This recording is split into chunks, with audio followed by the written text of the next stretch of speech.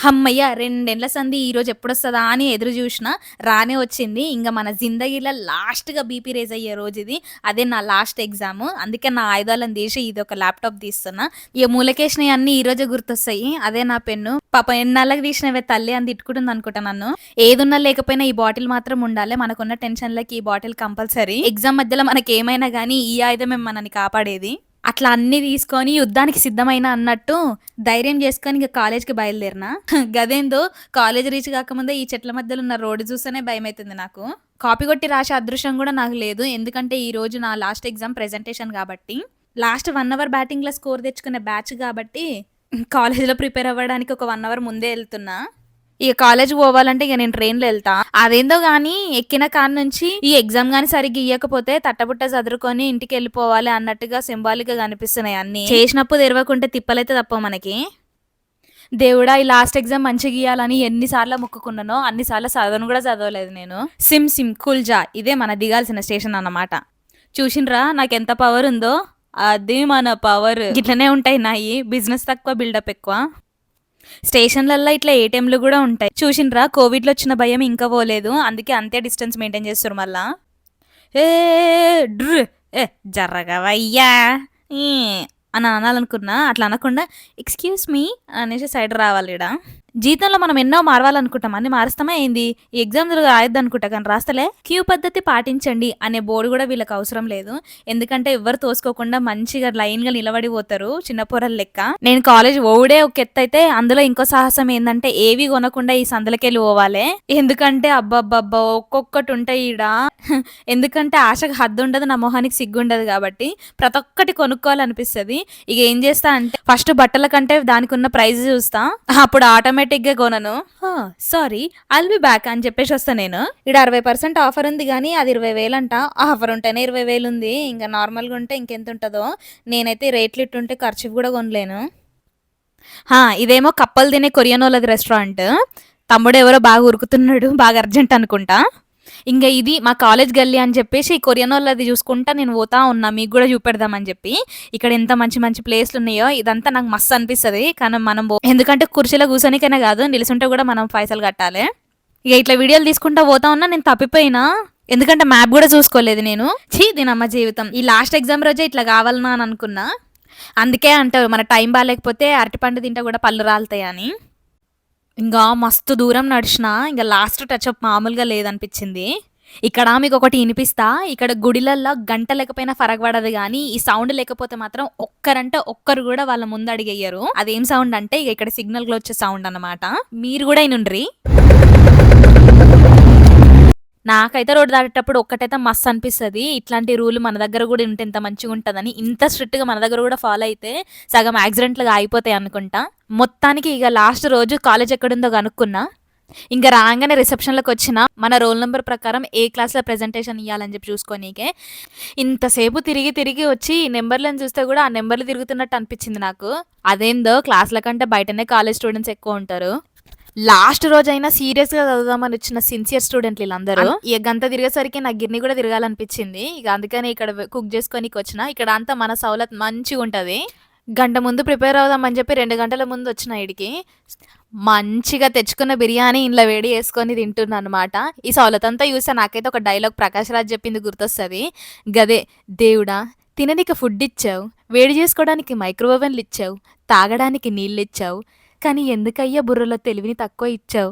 అయినా సరే నువ్వు నాకు నచ్చావు. దేవుడు అప్పుడే గుర్తు చేసిండు నువ్వసలు ఎగ్జామ్‌కొచ్చావని. ఇగ మన కవితలు పక్కన పెట్టి ఇగ మన అసలైన కథ కోసం వద్దాం ఇంగ. మన భారత పౌరులు ఇక్కడ ప్రెజెంటేషన్ కోసం రెడీ అయితున్నారన్నమాట. ఇగ మన జాతకాలు రాయడానికి 2 లెక్చరర్లు కూసున్నారీడ. ఎట్లిస్తానో ఏమో అనుకున్నా. దేవుడా మంచిగా ఇయ్యాలని చెప్పేసి బిగుసుకుపోయి అయితే ప్రెజెంటేషన్ ఇచ్చేసిన ఇంగ. యెయ్ యెయ్ ప్రెజెంటేషన్ అయితే అనుకున్న దానికైతే మంచిగానే నడిచింది. మా లెక్చరర్ అయితే మస్తు ఖుష్ అయిపోయిర్రు. ఇంక మన సారు ఏమన్నా ఉంటే నాకు మెయిల్ చెయ్యుర్రి. ఫోన్ అయితే చేసి సతాయించకుర్రి అయితే చెప్తుర్రు. ఎందుకంటే సార్‌కి మస్తు కాల్స్ వచ్చి ఫోన్‌లు సతాయిస్తున్నారంట. సార్ మీరు అట్లా అంటే ఎట్లా సార్? అలాంటి బ్రిలియంట్ స్టూడెంట్‌కి మస్తు డౌట్లు ఉంటాయని నాకు అనిపించింది. You can look for me. I'll just introduce you to the lawyer. గదేమో గానీ గీళ్ళ నవ్వు చూడంగానే నాకైతే ఏ గ్రేడ్ పడిపోయినట్టు అనిపించింది. ఫస్ట్ టైం క్లాస్ అయిపోయినా గానీ ఇంకా క్లాస్‌లోనే ఉన్నాము. ఇగ లేదంటే కోడి పందాలు ఉరికినట్టే ఉరుకుడే ఉరుకుడు ఉరుకుతాము. ఇక మనం బయటకు పోతే ఎవరో చచ్చిపోతారు అన్నట్టే ఉరుకుతాము మేమైతే. నా పక్కకు నా ఫ్రెండ్ చూడండి మంచిగా చేతులు కట్టుకొని నిల్చున్నారు. మనకి ప్రెజెంటేషన్‌కి కాకపోయినా ఈ డిసిప్లిన్ కన్నా మార్కులేస్తారనిపించింది. ఇంకా అట్లా లాస్ట్‌కి 4 మంచి ముచ్చట్లు ఇంక సారు, మేడం మనకి చెప్పిర్రన్నమాట. జిందగీలో గుర్తుపెట్టుకునేటట్టుగా. నాకైతే మంచిగా అనిపించింది. ఇక ఇంటితో పడితే గీ సిగరెట్ తాగే ప్లేస్ దొరికింది. ఈడ సిగరెట్ తాగుతారు. జస్ట్ మీకు చూపెట్టనీకే.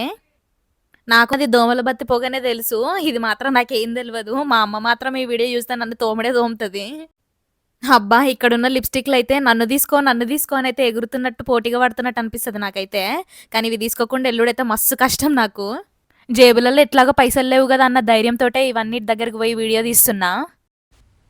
సో, ఈ లెక్క ప్రకారం చూసుకొనుంటే ఎగ్జామ్ రాసుడే గాదు, ఇట్లాంటి వస్తువులు కొనకుండా ఈ గల్లకెళ్ళి పాస్ అవ్వుడు గూడా మస్తు కష్టమే. హమ్మా! ఇదేందో గానీ ఈరోజు ఎగ్జామ్ ఇచ్చిన టైం కంటే నాకు నడిచిన టైమే ఎక్కువ అనిపిస్తుంది. ఈ పోరని లెక్క నన్ను గూడా ఎవరన్నా ట్రాలీలో ఎత్తుకపోతే మంచిగుండు. ఇంక గా పని మాత్రం మన కోసం ఒక అంబులెన్స్ మాత్రమే చేస్తదిప్పుడు. ఇక దారిలో దర్వాజా అన్నట్టు ఇక దొరికినప్పుడే మనకు కావాల్సింది కొనుక్కోవాలి. ఊకుక బయటికి పోవడంటే మనతోటి కాదు. ఇంకొక రోజు మంచిగా ఓపిక తెచ్చుకొని ఈ స్టోర్ మొత్తం ఒక వీడియో తీసి మీకు చూపెడతా. ఈ పూటకు మాత్రం క్షమించి వదిలేసేయండి నన్ను. ఇక్కడ డస్ట్బిన్లు కూడా ఇట్లా వేరు ఉంటాయి. ఖచ్చితంగా అందులోనే వెయ్యాలి, లేదంటే మనల్ని ఇస్తారు అందులో. ఇంకా నా దగ్గర పైసలు ఉన్నా లేకున్నా, తీసుకోవాలన్నా లేకపోయినా మాత్రం ఈ లైట్ల కోసమో వీటి కోసమైనా ఇది ఎందుకో నన్ను లాగుతుంది అనిపిస్తుంది. ఎందుకంటే ప్రతి ఒక్కరు ఎఫెక్ట్ చేసేటట్టుగా చీప్ ప్రైస్లో ఉంటుంది అనమాట. మంచి క్వాలిటీ కూడా అనిపిస్తుంది. ఇదేం నేను ప్రమోట్ చేసేలే, నిజంగానే ఎవరైనా స్టూడెంట్స్ చూసుకుంటే ఇట్లా లోయిసా దాంట్లో అయితే ఎల్లుర్రి. మంచి కలెక్షన్ ఉంటుంది, అట్లనే మంచి ప్రైస్లో కూడా ఇస్తారనమాట. నాకైతే పర్సనల్గా మస్తు నచ్చుతుంది. మీరు కూడా ఎవరైనా తీసుకోవాలనుకుంటే అయినా మీకు దొరుకుతుంది అన్నమాట. ఎందుకంటే నాకైతే చాలా మటుకు ఇక్కడ ఇండియాలో ఉండే జ్యువెలరీ లాగానే అనిపిస్తుంది. ఒక్క షాప్లో ఏడ దొరికినా మాత్రము చాలా ఇంత బర్రెలు ఉంటాయి, కానీ ఇక్కడ నాకు మంచిగా అనిపిస్తుంది. తల మెరిసిపోతున్నాయి కదా, నాకైతే ఇవన్నీ నాకు తీసుకోవాలనిపిస్తుంది. కానీ ఇవన్నీ తీసుకుంటే కూడా మా అమ్మ తెల్లగా తల తోముతుంది నన్ను. ఈ సెట్ మొత్తము 2000 అంట. ఒక్కొక్క సెట్ 2000 నుంచి 3000 వరకు ఉంది. నేనైతే కొనేనిక కూడా ఇంతసేపు చూడా, కానీ ఏది మంచిగా ఉందా అని ఎతుకుతా ఉన్నా. ఇందులో మాత్రం ఇది నాకు మస్తు నచ్చింది. ఇంకా చైన్ల సెక్షన్ అయిపోయింది కదా అని చెప్పి నేను ఇంకా రింగుల సెక్షన్కి పోయినా. ఒక్కొక్క రింగు ఒక్కొక్క లాగా ఉంటుంది ఇక్కడ. నేను మీకు ఒక్కొక్క రింగు చూపెడతా. ఇది క్లిప్ లాగానే ఉంది. ఇదే నేను అన్నది, ఇదైతే క్లిప్ లాగా ఉంది అనుకున్నా నేను, కానీ అది చూసేసరికి ఉంగరము. అది పెట్టుకొని అసలు ఎట్లా తింటారో కూడా.